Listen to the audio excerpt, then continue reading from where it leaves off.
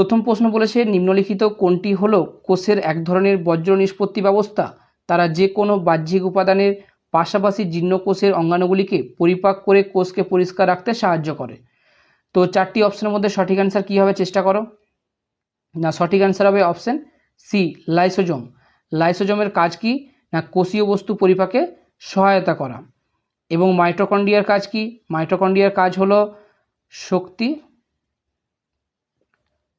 উৎপাদন করা। এবং প্লাস্টিডকে 3 ভাগে ভাগ করা হয়। একটি হলো ক্লোরোপ্লাস্টিড, কাজ কি? না সালোক সংশ্লেষে সাহায্য করা।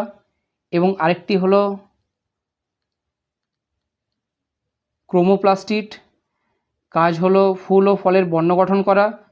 এবং লিউকোপ্লাস্টিড, যেটি কিনা বর্ণহীন হয়, এর কাজ হলো উদ্ভিদের খাদ্য সঞ্চয় করা। এবং গলগি বস্তুর কাজ কি? না গলগি বস্তুর কাজ হলো প্রোটিন পরিবহন। কি না প্রোটিন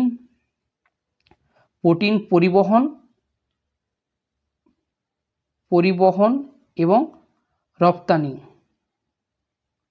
রপ্তানি করা। ঠিক আছে, এটা মনে রাখবে।